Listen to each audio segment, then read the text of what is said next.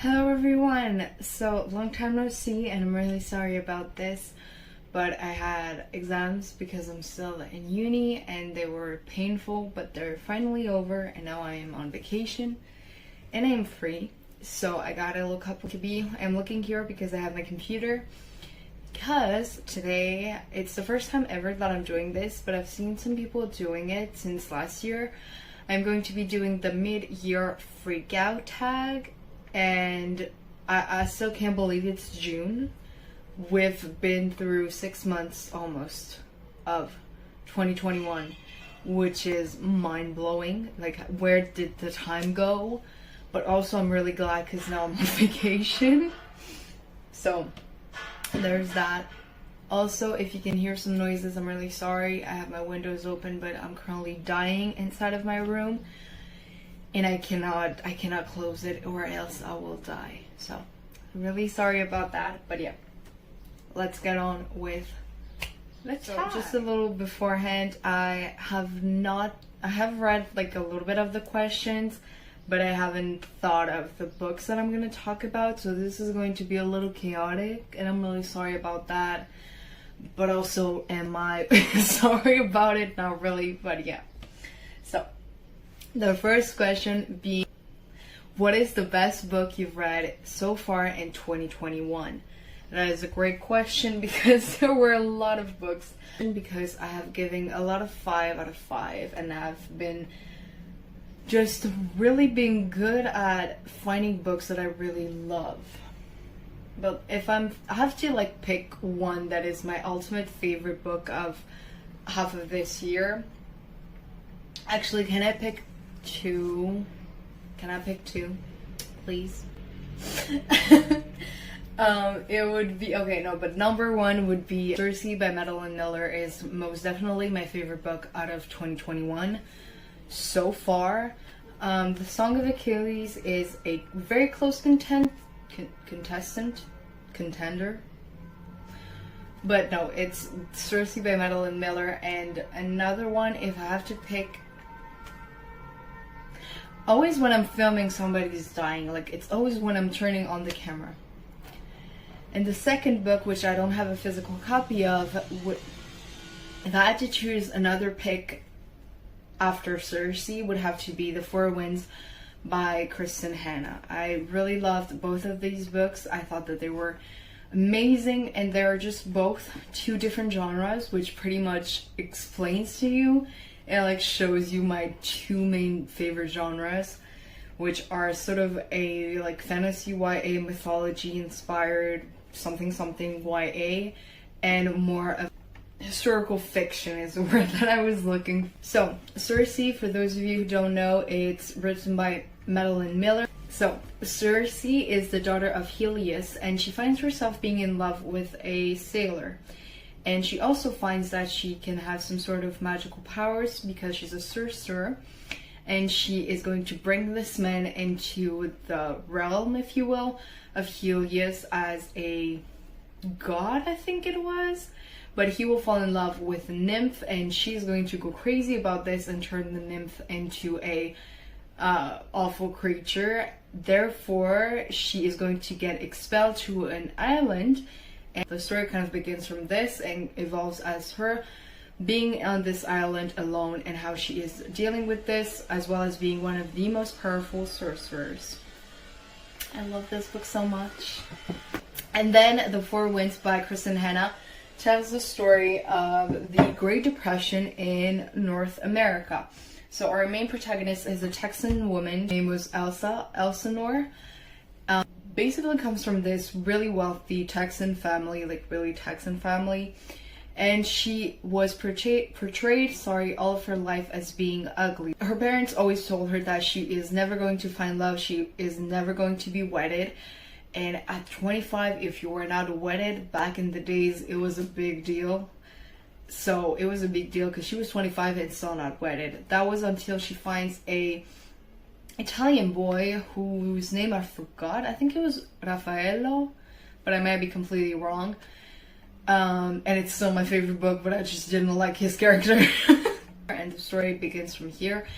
as Elsinore and her two kids are struggling to fight this Great Depression as they're moving upwards towards California, and they just find themselves in extreme poverty in the 1930s. So these are my two favorite books of 2021 so far. Moving on to the second question, which is, what has been your favorite sequel of the first half of the year? And surprisingly enough, I haven't read any sequels.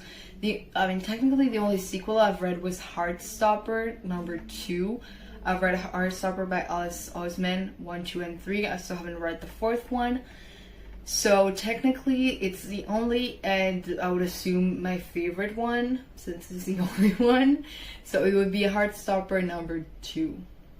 I don't know if they have different names, but that's the one. Moving on, the third question is there a new release that you haven't read yet but are really excited to? Now, yes, let me get things straight. I think it was released in 2021. Let me fact check myself.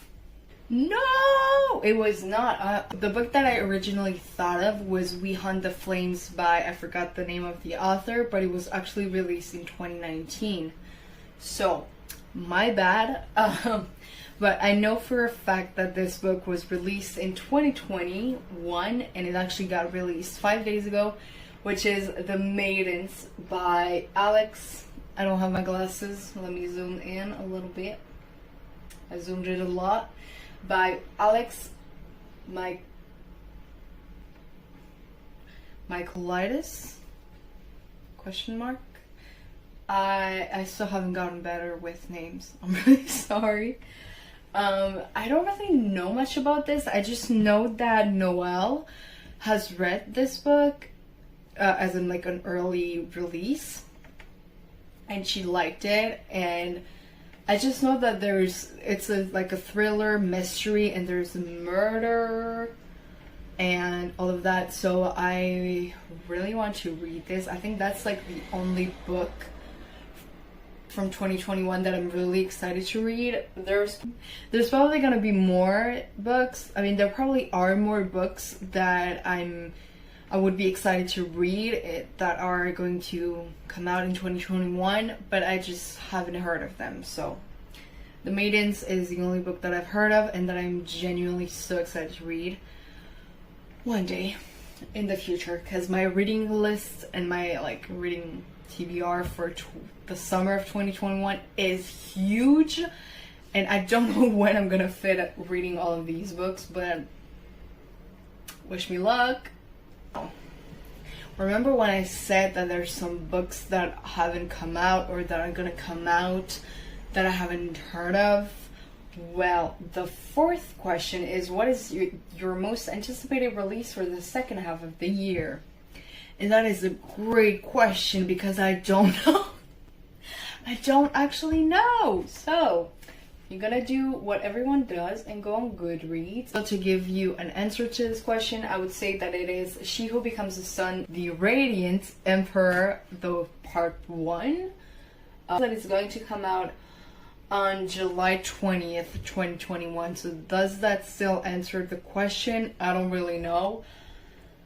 But there's that. I told you it's gonna be chaotic. Moving on to the fifth question. What is your biggest disappointment so far? And I have it here, and I've already talked about this. Actually, no, there's two. Actually, no, there's one, but two. I'm gonna talk about the other one, because I read it like in June, a few days ago, maybe like last week. So, but yeah, one of my biggest disappointments, genuinely and truly, was this one. It is Wicked Kingdom by Carrie Maniscalco. I don't know. Names again. I can't do names. So, this book, I already talked about this, but it was one of my biggest disappointments. I've seen it and I've heard people rave about it on TikTok as being an enemies to lovers and all of that.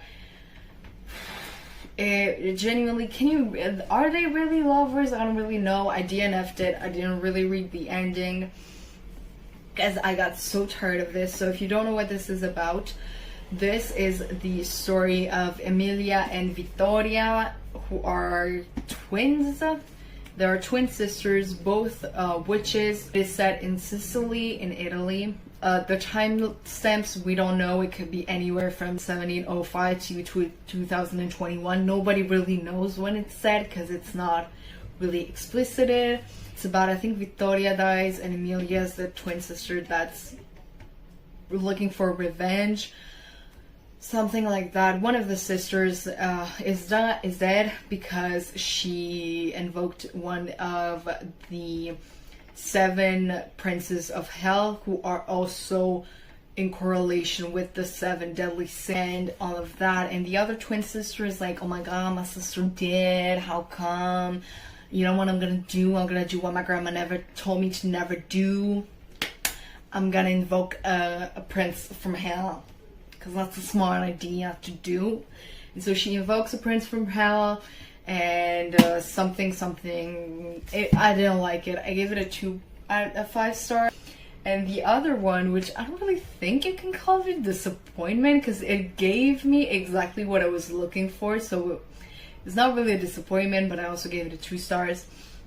It was A Touch of Darkness by, I don't know who, I forgot, which was the Persephone and Hades retelling. Let me, girl, it was something. First of all, have you ever wondered what ancient Greece would look like in 2020, 2021? That's exactly what this book is. It's a romance, enemies to lovers story. Persephone is obviously the daughter of Demeter. Demeter, is that how you say her name in English? I think. But, you know, she's a goddess, but she's not about the goddess life, and she wants to go to college and actually become a reporter. So that's exactly what she does. And surprisingly, nobody in, like, her friend group knows that she's a goddess. Okay? And she is meeting Hades at a club that he owns, and he's infatuated with her, and he brings her into a gamble that basically, you know, like in the original story, he finds her and he brings her to the underworld and gives her pomegranate seeds, like 6 pomegranate seeds. And he just gambles with her, and he's like, listen, you are gonna create life in the underworld. And it was a mess. Honestly, it was a mess. There were some sexy scenes. I was so embarrassed. It honestly, it gave exactly what I wanted, on the contrary of Wicked Kingdom. Because I didn't have any expectations for this book, so I wasn't really disappointed. But at the same time, it was a pretty bad book, in my opinion. Okay, so the 6th question is, what is your biggest surprise so far? My biggest surprise would be Red, White, Royal Blue by Casey McQuiston. It's a love story, and if there's anything you have to know about me, is that obviously, as I gave 2 stars to the only romances, question mark, that I've read, I'm not really into that, except if it's they both die at the end. That's the only exception. But this is one of the books that I've actually didn't really think I was gonna like, since it has such a political backstory that is really important in this story, and I actually really loved it, and I gave it a 4.4. I gave it a 4 stars out of 5. So it tells the story of Alex Claremont Diaz, whose mother is the president of the United States, so I think he is the first son. And then we have Henry, who is the grandson of the Queen of England. But I really liked it, and I thought that the political side, though it was lacking some things, wasn't really my main focus on the story, and I kind of skipped a lot of the political scenes, but it wasn't taking a huge toll or a huge part of the story, so I actually really liked this book. So I guess, ow! I guess that was my biggest surprise. Okay, moving on, the seventh question is, what is your favorite new to you or debut author? That is a really tough one because I have two really like new authors that I just fell in love with during 2021, which are Madeline Miller. I absolutely freaking adore her books, and I'm so excited because I saw, I think it was on TikTok, that she's gonna come out with, I don't know why I'm whispering, it's not a secret, but she's gonna come up with a Medusa retelling, and I'm so excited. So that is, but I don't know when it's gonna come out. So I think it's gonna come out in 2022. I don't know. Madeline Miller or Kristen Hanna. I absolutely adored both of these authors' books. I freaking love them, and I cannot wait to read more. I know that Kristen Hanna has a lot more books that I haven't gotten to yet, but Madeline Miller has only come out with 2 books yet, and probably Medusa really soon. And let me tell you, I cannot wait. When I saw that, I yelled. Like, you have no idea how much I freaking love Madeline Miller and also Kristen Hanna. So, what is your favorite fictional crush from this year? Now, not to be fruity or anything, but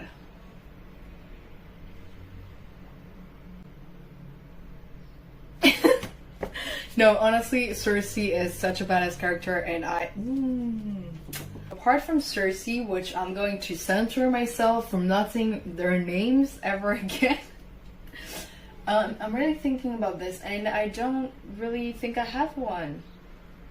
But Cass Brecker will always and forever remain in my little heart, but I haven't reread the Six of Crows duology in 2021, so that does not count. I'm gonna have to skip this one. I don't have a fictional crush this year. What's your favorite new character? Okay, I'm done. I promise I am done. No, honestly, one of my favorite new characters is from All the Light We Cannot See by Anthony Doerr, I think it is, and it is Marie-Laure. I'm going to say that Marie-Laure is one of my new favorite characters that I really love. If you don't really know what this is about, this is a historical fiction that tells the story of Marie-Laure, who is a French little girl, and she is blind during the time of the war, and Werner is a German boy who is taken into the Hitler Youth, and he is going to basically come to Paris, where I don't really remember the reason, and he is going to kind of, basically Marie-Laure and him are going to meet, their paths are going to be intertwined, and I really liked both of these characters, but Marie-Laure has a special place in my heart for the fact that she was such a brave girl during the war, as being also blind, because she was blind by the age of 6. When I think she was 6 when the war started. So I really like the character of Isabel from The Nightingale by Christina Hanna.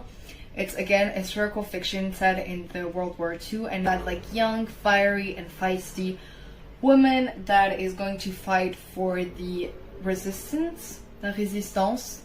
Because the story is set in France, and she's fighting for la résistance, the resistance with the communists. And I thought that Isabel was such a badass character. So I loved both of them. Question is, a book that made you cry.